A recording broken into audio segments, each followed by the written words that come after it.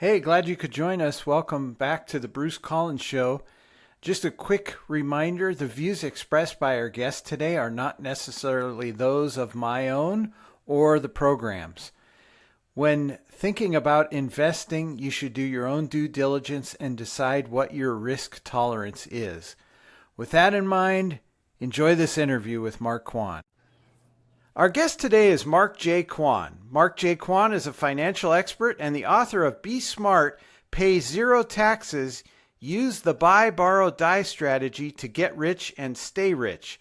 Mark is the creator of The Perfect Portfolio, which is a financial education company helping ordinary Americans build wealth using the buy, borrow, die strategy. You can find out more information at theperfectportfolio.com. And for those of you who are watching this on YouTube, I'm showing a cover of the book, Be Smart, Pay Zero Taxes, Use the Buy, Borrow, Die strategy to get rich and stay rich, Mark J. Quann. Mark J. Quann, welcome to the Bruce Collins Show.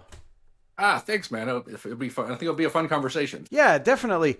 Now, reading the back cover of your book, it sounds like when you were younger, you carried a lot of debt and had to learn some hard lessons like a lot of us.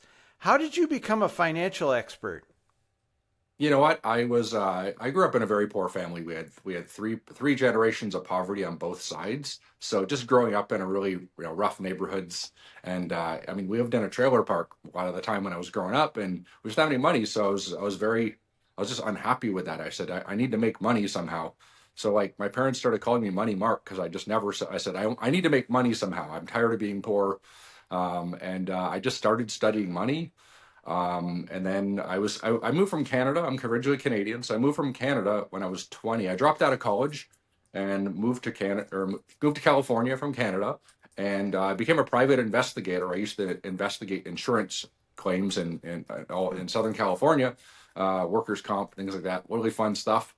And I started reading Rich Dad Poor Dad. I read Rich Dad Poor Dad, and then I read all of the books from Robert Kiyosaki, and then I got recruited in the financial industry in 2005. I actually met a guy named Patrick Bet David, if you're familiar with PBD, and Hmm. he trained me to Yes. sell life insurance in Granada Hills when Patrick was still pretty broke.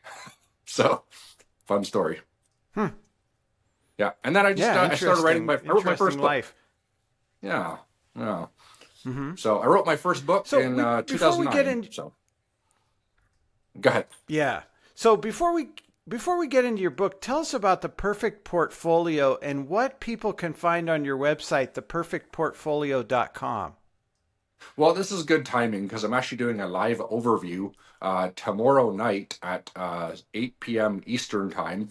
But we built a, I was very frustrated with the financial service industry because I was a financial advisor for 15 years, and I was the financial advisor to the financial advisors. And I had CPAs as clients, and nobody knew how to retire. Like it was retirement accounts, and I knew they were pretty bad investments. And I was very frustrated. It seemed like it was the blind leading the blind. So I resigned in 2018. I left the financial industry and I started my own company. And it was doing in-person seminars in California on tax avoidance, legal tax strategies. And then coronavirus shut that down. So I started the Perfect Portfolio to teach financial literacy to people. Because during coronavirus, I made a lot of money. I mean, the market crashed. I was like, oh, this is an opportunity of a lifetime. So I post all my trades on Instagram. They're all still on Instagram. How I made a ton of money during coronavirus. And then my friend said, you should start a financial education company. I'm like, okay, cool. So we started it. We're about 5 year anniversary right now. So we teach Americans how to invest. We teach them how to legally avoid taxes, all the strategies in the book. And the way this book came about is I'd proven for 4 years that I can teach it to anybody, ordinary Americans, plumbers, HVAC workers, high school dropouts like myself. Yeah, anybody can learn this strategy. And then Newsmax reached out to me early last year and asked me if I could write Be Smart, Pay Zero Taxes. So it was kind of Newsmax who kind of nudged me to write my fourth book. Hmm. Now, I get the sense that your investing philosophy may be at odds with Dave Ramsey. Is that correct? Well, it's not at odds with it. I'm just saying that I put some videos there, and if you ignore math and you ignore inflation and you ignore taxes, Dave Ramsey is a perfect guy to follow because you're ignoring math, inflation, and taxes. And I think there's a lot of there's some people that need Dave Ramsey. Um, some people can't keep their hands off their credit cards. They just get themselves into credit card debt repeatedly. They need to follow the Dave Ramsey approach. But for people that are want to think and dig into their own finances, Dave Ramsey is going to be.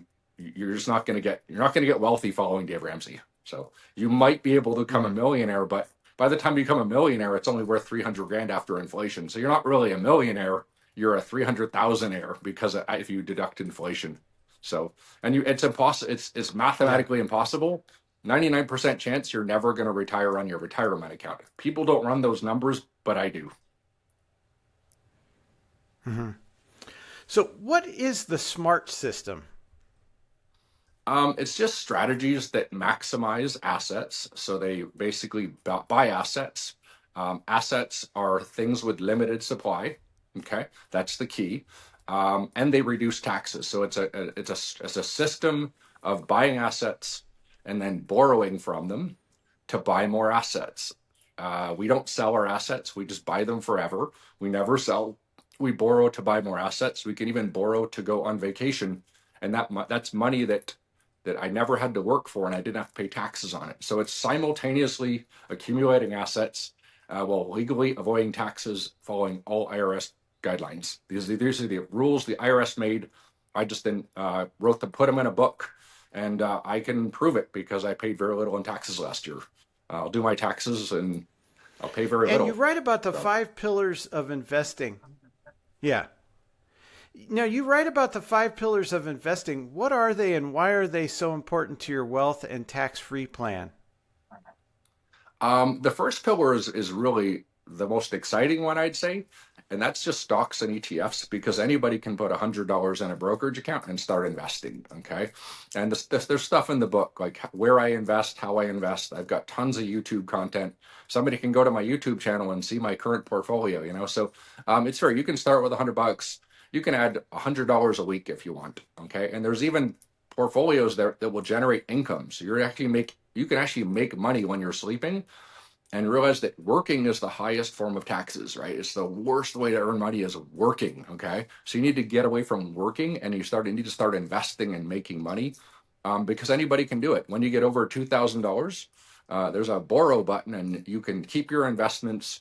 If you, let's say you had 5,000 invested and you needed $1,000 because you wanted to invest in, I don't know, real estate or just precious metals or something, you could borrow and buy them. So the five pillars are stocks and ETFs, life insurance, real estate, crypto, and precious metals. You want to buy those assets. You never sell them. If stocks and ETFs crash, you could borrow from the gold to buy stocks and ETFs.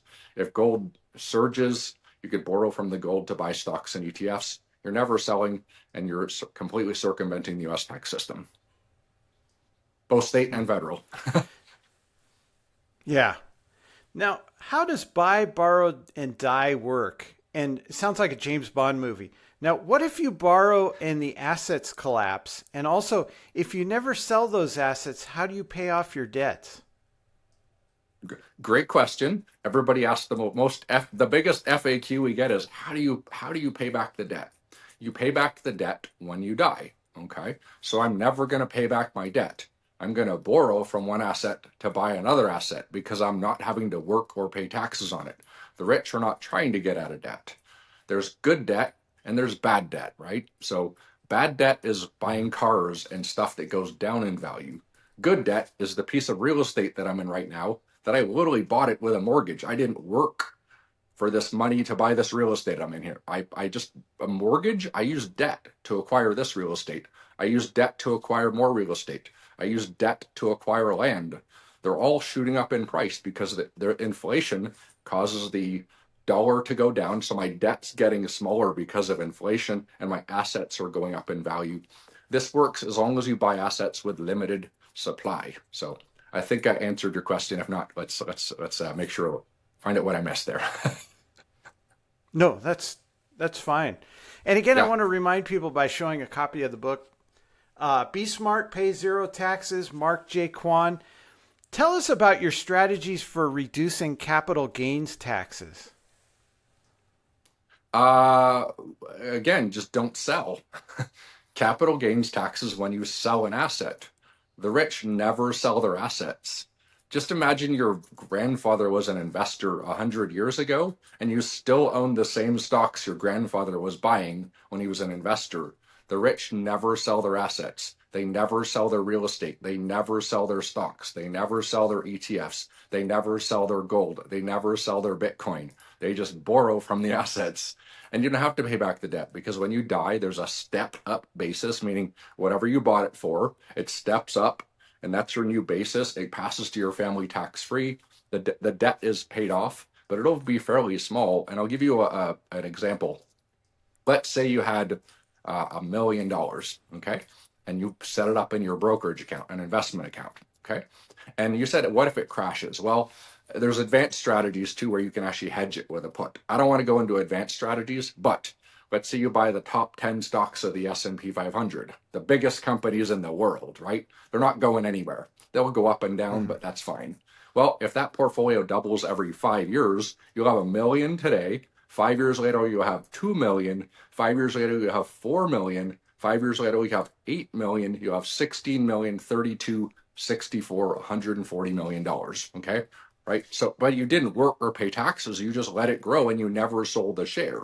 So if you wanted to live off, if your portfolio is making, 10%, 12% a year, you're making 120. If you want to live off 60,000, you take a loan of $5,000 a month. That's tax free because that's interest isn't or loans aren't taxable. That'd be 60,000 a year tax free hitting your bank account, and you didn't work and you never pay taxes. And eventually your portfolio will be 300 million dollars, 800. It'll be 600. It'll be $1 billion portfolio, and you did zero work and you started with $1 million. That's how people become millionaires and billionaires. Okay, once you learn the strategy, your net worth goes Yeah. shoots up really fast. I've only been doing it for 3 years. We blew past millionaire. Now I was looking at today, I'm like, wow, a little bit of a market boom, and we'll be at 2 million. So, and it was never like this in the financial industry. Financial advisors don't know how to do this. CPAs don't know how to do this. The university where they coined the phrase buy, borrow, die. If you go to their schools, they don't even teach you the strategy. And it was coined at the University of Southern California in the 1990s. So, for some reason, they don't teach this strategy in any universities in the country. They don't teach it to CPAs, financial advisors. So that begs the question: do you think the financial service industry, which was created by Wall Street and big government, was created to help you become financially free and pay very little in taxes? No. It's almost laughable, right? Like, wouldn't they Right. create a system so you can't win? Wouldn't they educate the financial advisors to only teach strategies that enrich Wall Street and make government bigger? Right? Wouldn't they only teach the CPAs the same things? Wouldn't they make sure that everybody who trained the population was trained by big government and Wall Street? Wouldn't that make sense? Okay. I'm not a Mhm. conspiracy theorist. I looked inside of it and I didn't like what I saw when I was a financial advisor. I'm like, this is ridiculous. I mean, the regulatory authority for the financial industry is a private company. It's funded by the mega banks. The board of directors are the members that they're regulating. And do you think they find themselves? No, they don't. No. So those are just facts. I don't want to name the agency there because I don't want to ruffle too many feathers today. So. Yeah. Now, uh, Mark, in your book, you talk about tax loss harvesting. What is that? Let's say I own 10 stocks and one of them dips. You get stocks surge, right? You have a good year and then a bad year and then some sectors and things. So let's say I own an Nvidia stock. Nvidia, right? Huge company, one of the biggest in the world. It'll have a huge surge sometimes and then it'll have a huge crash. Well, if I bought some up here and then it goes down, I can just sell it at some point and replace it with another stock, similar stock, or I can buy it 31 days later. And I just harvested the losses. I sold something when it went down to realize the loss. I replace it with something similar, so I'm still getting the same return. I'm just realizing the losses without actually taking a loss. I'm realizing the losses, but I'm replacing it with a similar investment. It's easier to do with index funds and certain things, but that's just an example there. Hmm. And what do you make of cryptocurrency in terms of its stability? Stability, it's never been stable, but um, it has limited supply. Anything that has limited supply, you're supposed to invest in things with limited supply. And I'll give you a good example here. Bitcoin has limited supply. Okay. So it's always going to go up because the dollar is always going to go down because the dollar has unlimited supply. Okay. We don't have Right. money. We have fiat currency. We have fake money. It's called Federal Reserve. They take a piece of paper and they write Federal Reserve note on it. And then they put a number on it and you believe that's actual money. And then for every dollar they create at a piece of paper, they create more as digital entries on a screen. Okay. There is no money. Your paycheck isn't a paycheck, it's digital entries on a screen. When I buy a house, I buy it with digital entries on a screen. When I invest and borrow, I just borrow digital entries on a screen. As long as I earn a higher rate of return of the other ones, why would I work for money when it's not even real money? It's just digital entries on a screen. And they're going down in value because our money is not real. It's fiat currency, it's money backed by nothing. You'd be better off investing in toilet paper. If you invested your US dollars in toilet paper, the toilet paper will go up and your US dollars will go down. That proves it's not real money. So over the long term, Bitcoin will always go up because it's Right. completely limited supply. There'll be 21 million ever in existence. There's only about 95% of it is already in existence. There's only 5% left for the entire world to fight over. Finally, Harvard woke up and said, whoa, there's something to this. They used to talk so bad about it for years. All the smart people at Harvard, they finally put $118 million into Bitcoin. I mean, it's just, I saw Bitcoin the first time. I'm like, I'm all in. This was 2017. I'm like, this is the new money. This is awesome. Because I know we don't have real money. Okay. You have digital entries on a screen. In fact, I don't want to take on debt. You Mhm. don't want to buy assets. They go up in value with digital entries on a screen. Really? Different way of thinking. Hmm. Rich people think very differently. Yeah, it seems like there's a camp that says buy gold and silver. And 20 years ago, I started buying that because I got involved in Austrian economics and Ron Paul's campaign, and so I Yeah. saw gold and silver needing that. But but I also see the value of cryptocurrency. But I've noticed there's like two camps that one is pro gold, hates crypto. One is pro crypto, hates gold. But with your plan, you're saying it's better to hedge with both products, right? I think so. There's a time when there's just going to be too little supply of Bitcoin. And when that happens, Bitcoin is going to go to $1 million a coin. Okay. It's just a matter of time. We don't know Mm-hmm. when. It has cycles every 4 years when they cut the supply. So every day they mine Bitcoin, it's harder to make it and it's more expensive, right? Every 4 years they cut it in half. So you can only make, Mm-hmm. if you can only make half the amount in 4 years from now, it's going to get more expensive. It's scarcity. Scarcity wins, right? Why do I live in Knoxville, Tennessee? Real estate scarcity, right? Too many people coming here. Not enough real estate Right. built for the amount of people coming here. My real estate will go up in value by huge amounts in the next 10 years. Okay. So that's why I don't care about debt. I want to take more debt, but I cash flow it too. What I'm standing in here is an investment for me. This floor pays my entire mortgages. I'll have no mortgages. All my expenses are paid by assets. But I didn't start this like that. I learned it little bit by little bit, and I spent 5 years teaching the same strategies that I use. I just teach them to other people. Mm-hmm. Yeah. Yeah. Again, I want to remind people the book is Be Smart, Pay Zero Taxes. Mark J. Quann. His website is theperfectportfolio.com. Now, I'm going to do something that is not in your book because I know you have 5 pillars. But if you could only Yes. invest in one of your pillars, which one would it be and why? Easy. ETFs. You know why? I can buy ETFs in gold, ETFs in silver, ETFs in Bitcoin. Yeah. I can buy covered call ETFs that actually generate income when I'm not working. Okay. So ETFs, or you can invest in pretty much anything. So yeah, I could just buy ETFs and I could put $20 in a gold ETF, $20 in a silver ETF. I could put $20 in a Bitcoin ETF, $20 in, I don't know, Microsoft stock. and $20 in a covered call ETF, which generates income. And then I buy them. The portfolio only buys more of the things that are going down in price. I buy it, I never sell it. I'll just borrow money at low interest rates. Again, is it borrowing money? No, no, it's borrowing digital entries on a screen to buy assets that'll go up in value. It's that simple. It's funny. Hmm.